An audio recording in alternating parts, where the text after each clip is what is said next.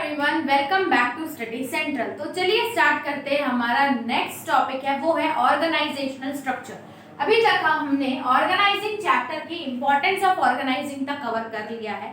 Organisation structure भी बहुत ही easy है। इसका मतलब ये होता है कि जो स्ट्रक्चर होता है जहाँ पे सब लोग काम करते हैं, अगर ऑर्गेनाइज आप करके दे रहे हो, वहाँ पे प्रॉपर रिसोर्सेज हैं, कब सबऑर्डिनेट को सुपीरियर को रिपोर्ट करना है, सारे रिसोर्सेज अवेलेबल है, एक दूसरे के पास अथॉरिटी और रिस्पॉन्सिबिलिटी है सर्टेन टास्क परफॉर्म करने की, तो उसको एक काइंड ऑफ स्ट्रक्चर बोलते हैं कि वो प्रॉपरली एक ऑर्गेनाइजेशन स्ट्रक्चर है जहाँ पे कब किसको रिपोर्ट करना है पता है, सबको उनकी अथॉरिटी और रिस्पॉन्सिबिलिटी मालूम है और सारे काम करने के रिसोर्सेज हमारे पास अवेलेबल है। इसको बोलते हैं ऑर्गेनाइजेशनल स्ट्रक्चर। अब डेफिनेशन क्या होगी देखते हैं।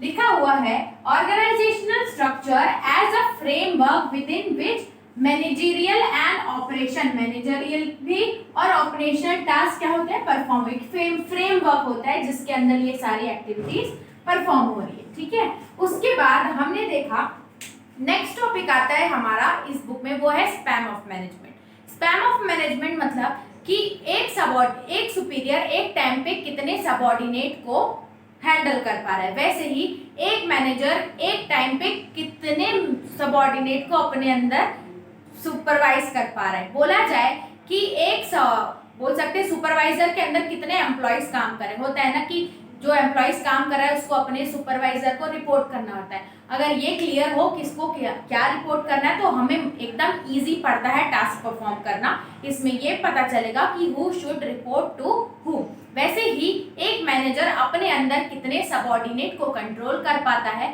उसमें हम लोग देखते हैं स्पैम ऑफ मैनेजमेंट में, जिससे ये मालूम होता है कि वो इतने कंट्रोल कर पा रहा है, मतलब सारी एक्टिविटीज उन लोगों की ये हैंडल कर रहा है। ऐसे करके सबका एक स्पैम ऑफ मैनेजमेंट डिसाइड हो जाता है। तो देखते हैं डेफिनेशन क्या बनती है। इसमें लिखा है span of management means how many employees और subordinate can be effectively managed by one manager, और बोल सकते हैं कितने सबऑर्डिनेट एक सुपीरियर मैनेज कर सकता है एक टाइम पे। इससे सबको उसकी अथॉरिटी और रिपोर्टिंग रिलेशनशिप क्लियर होगा कि कौन किसको रिपोर्ट करेगा और वर्क भी ऑर्गेनाइज्ड वे में जाएगा। इसको बोलते हैं स्पैम ऑफ मैनेजमेंट। तो अभी तक हमने देखा अबाउट ऑर्गेनाइजेशनल स्ट्रक्चर और span of management. Organisational structure के अंदर ही आता है क्योंकि ये भी तो एक ऑपरेशनल एक्टिविटी है ना। ठीक है, operational activity, managerial activity operation, तो ये इसके पार्ट है। उसके बाद हम लोग देखते हैं कि जो ऑर्गेनाइजेशनल स्ट्रक्चर होता है जिसमें सारी ऑपरेशनल या मैनेजरियल एक्टिविटीज अच्छे से डिसाइड हो जाती है, इसका इंपॉर्टेंस क्या होता है, what is the importance of that. तो इंपॉर्टेंस ये बनता है कि ensure better flow of communication. इसमें हमारी फ्लो ऑफ कम्युनिकेशन इजी पता। देखो ऑर्गेनाइजेशन स्ट्रक्चर है मतलब एक स्ट्रक्चर डिफाइंड है कि कौन किसको रिपोर्ट करेगा और कैसे प्रॉपरली काम होगा। कोई स्ट्रक्चर ही नहीं होता तो वो लोग कैसे काम कर पाते। इसीलिए जो कम्युनिकेशन होती है वो फ्लो में जाती है कि कौन किसको रिपोर्ट कर रहा है, who is liable to who etcetera. तो पहला है ensure better flow of communication. Second importance आता है चेक द रिस्पॉन्सिबिलिटी। इसमें हर मैनेजर को पता रहता है कि वो कौन से सबऑर्डिनेट से आंसर पूछेगा, इसीलिए हर किसी को अपनी रिस्पॉन्सिबिलिटी पता रहती है। अगर कोई परचेज डिपार्टमेंट में सही से आंसर नहीं दे पा रहा है तो उनकी रिस्पॉन्सिबिलिटी होगी परचेज डिपार्टमेंट की, और सेल्स ऐसे करके हर किसी की अलग अलग रिस्पॉन्सिबिलिटी। तो अगर ऑर्गेनाइज्ड वे में है तो हमें रिस्पॉन्सिबिलिटी भी चेक करना ईजी हो जाता है। फिर आता है clear idea about working style.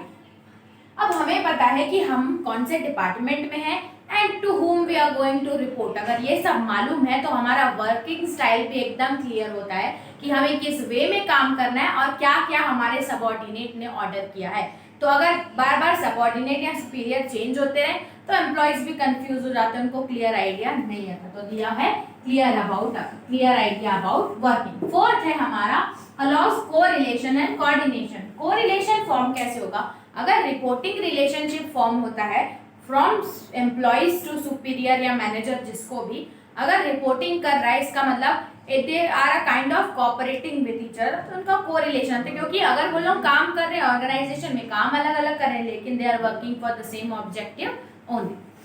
उसके बाद लास्ट इंपॉर्टेंस है define the levels of management. Levels of management को भी ये डिफाइन करता है, क्यों? क्योंकि इसमें clarity of relationship, reporting relationship होता है कि कैसे हम कौन किसको रिपोर्ट करेगा, ये एकदम क्लियर रहता है। तो एक लेवल डिसाइड कर देता है कि सुपीरियर, सबऑर्डिनेट, मैनेजर किसको किसको रिपोर्ट करेंगे।